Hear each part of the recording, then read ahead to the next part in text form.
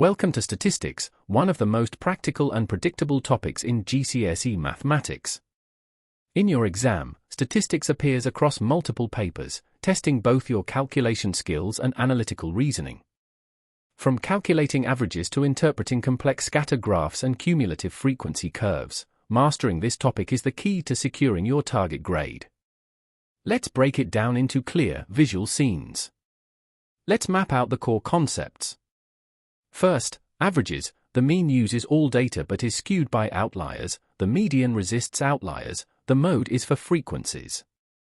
Measures of spread like range and interquartile range describe variability. Data can be discrete, counted, or continuous, measured, determining whether you use a bar chart or a histogram. Bivariate data involves two variables, plotted on scatter graphs. From your study notes, remember these critical definitions. Frequency density is what you plot on the y-axis of a histogram when class widths are not equal. An outlier is an extreme value, it can skew the mean, so the median is often a better average. Extrapolation means extending the line of best fit beyond the given data to make a prediction, but it can be unreliable because patterns may change. Now let's walk through constructing a histogram. First, identify each class's width. Then calculate frequency density by dividing frequency by class width.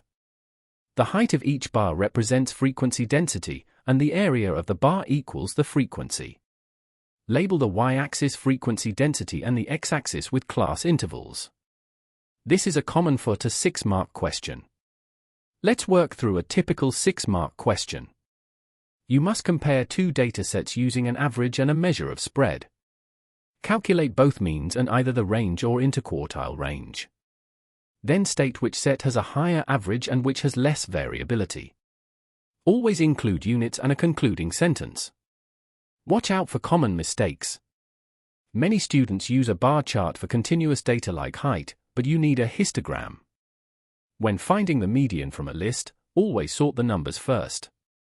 If you extrapolate from a scatter graph, always say assuming the trend continues, or you'll lose a mark. These are easy wins. To wrap up, remember the three averages and when to use each. Know the difference between discrete and continuous data for graphs. For histograms, always calculate frequency density. On scatter graphs, draw a line of best fit and be cautious with extrapolation. With group data, estimate the mean using midpoints. Master these, and statistics will be your highest scoring topic.